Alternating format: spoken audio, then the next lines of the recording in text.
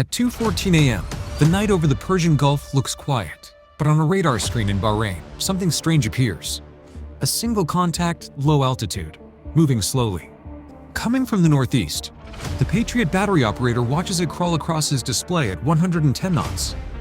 8 seconds later, a second contact appears, then a third, then 6 more. Within seconds, the screen fills with them. Shahed kamikaze drones. Swept wing, propeller-driven, a noisy 2-stroke engine mounted on the tail and carrying enough explosives to tear apart a building.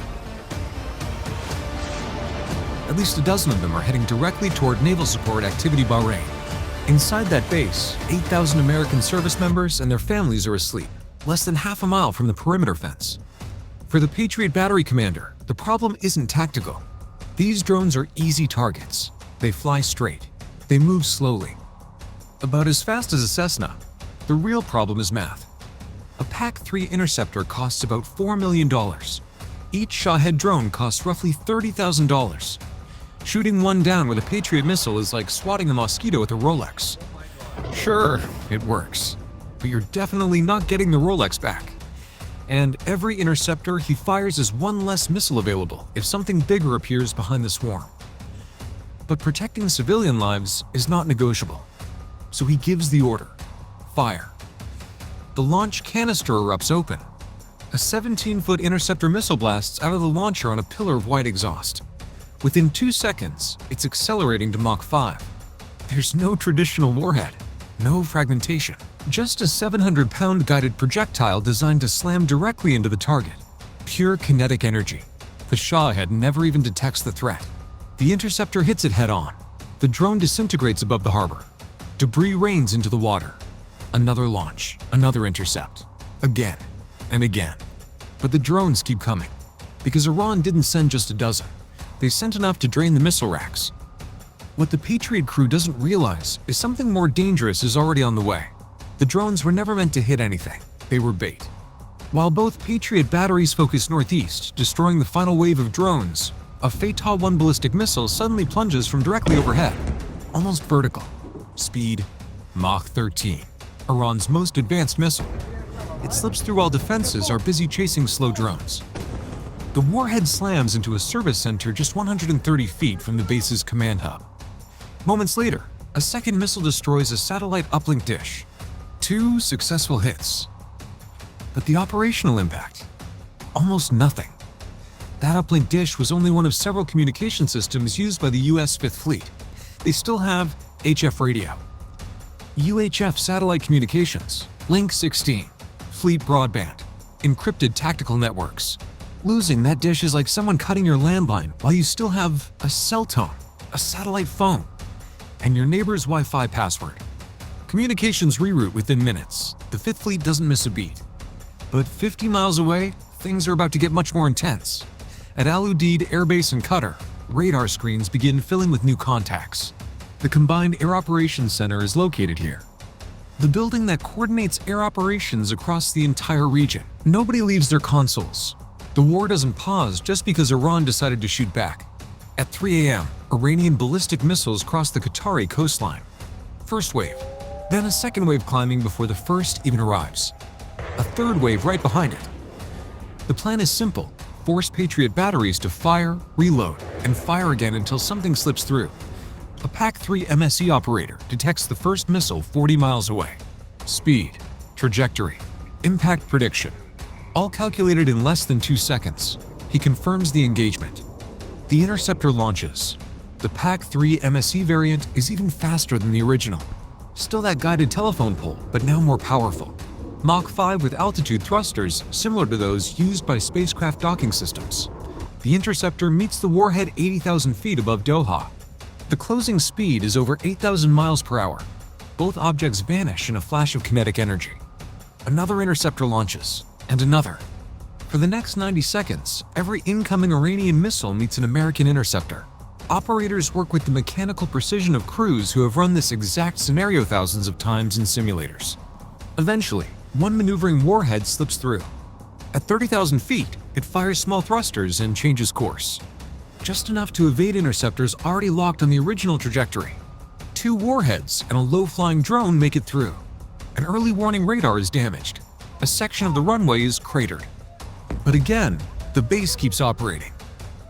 An E-3 Sentry AWACS aircraft orbiting above is already performing the radar's job. Backup sensors, backup power, backup communications. The runway is patched with rapid set concrete within an hour. Inside the command center, screens flicker from the blast. Ceiling lights sway. One officer calmly grabs his coffee before it slides off the desk. Outside, fire crews battle flames. Inside, the air war continues without interruption. And if you're enjoying this breakdown so far, hit the like button. And in the comments, type "proud of the USA" if you respect the people operating these systems under fire. Now let's keep going, because the biggest test of the night hasn't even happened yet. Over Kuwait, the sky becomes chaos. Missiles, drones, hundreds of them. A total of 380 inbound projectiles. The largest missile barrage any modern missile defense battery has ever faced. Patriot operators begin engaging targets. One Shahed ballistic missile appears 35 miles out, descending at Mach 6. Two interceptors launch. Standard procedure.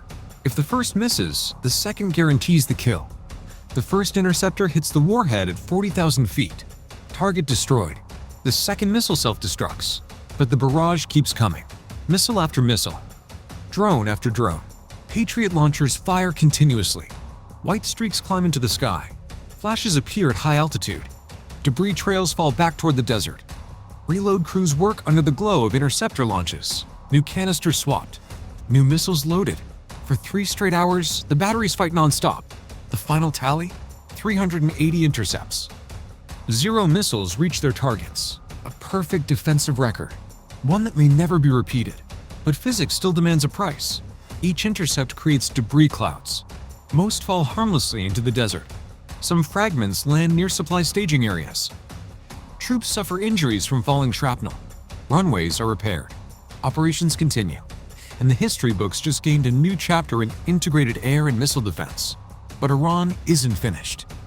At 3:47 a.m., a THAAD battery in the UAE receives 2 new launch warnings. Ballistic missiles inbound. The Terminal High Altitude Area Defense System launches its interceptors. These climb 60 miles above Earth, higher than spy planes, higher than weather balloons, near the edge of space. The interceptor releases a kinetic kill vehicle, roughly the size of a basketball. It uses infrared sensors to track the descending warhead against the cold background of space. Thrusters fire tiny corrections.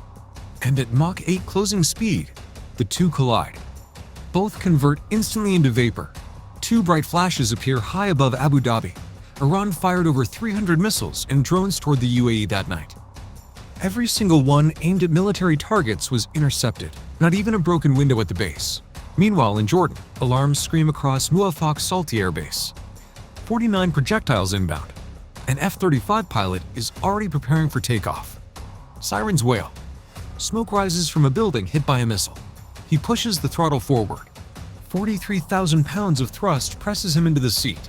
The jet rockets down the runway. Missile interceptors streak across the sky above him. His own base under attack, and he still takes off. Minutes later, he's flying toward western Iran. Target coordinates arrive via Link 16, an IRGC command relay station. He'll strike the target, return to the same base. Rearm are in launch again before sunrise. He isn't alone. More than 60 American aircraft launch missions that night, all while their base is still under attack. Runway craters patched between sorties. Bombs loaded under flashing interceptor trails. Iran used Chinese commercial satellite imagery to plan these attacks. They knew exactly where aircraft shelters, fuel depots, and command centers were located. The intelligence was perfect. But it didn't stop the aircraft from launching, and it didn't stop them from striking back. Meanwhile, in Iraq, militia groups launched cheap drones toward American compounds near Erbil. A Phalanx CIWS operator hears the first one before radar even detects it. A buzzing 2-stroke engine in the dark. The 20 mm Gatling gun spins up. 4,500 rounds per minute. A burst of tungsten rounds destroys the drone in under 4 seconds. Another drone. Destroyed. Another. Destroyed. 16 attacks that night. 16 claims posted online. 0 successful impacts. But Iran makes its biggest mistake of the night at sea. Ballistic missiles launched toward Carrier Strike Group 3. The USS Abraham Lincoln turns hard. Escorts activate Aegis radar systems. Missile interceptors launch. SM-3 interceptors destroy incoming warheads in space. Then SM-2 missiles intercept the next wave during descent. 2 shahed drones flying just 50 feet above the water try sneaking under radar dot. The carrier launches RAM missiles. Both drones destroyed. Not a single Iranian weapon reaches the carrier group. 15 minutes later, the carrier's flight deck is ready. But now it's America's turn. 14 combat aircraft launch in 9 minutes. Super Hornets carrying GBU-31 JDAM bombs. Their target? An IRGC underground command bunker in Iran. Iran tried to shut down the carrier. Instead, they gave it 15 minutes of downtime. Now those missiles are being answered with precision bombs. If you enjoyed this breakdown, check out our other video explaining how the US and Israel launched Operation Epic Fury and dismantled Iran's military in just one day. And before you go, drop a comment below and type "Proud of the USA." Because the men and women running these systems under fire deserve that respect. I'll see you in the next video.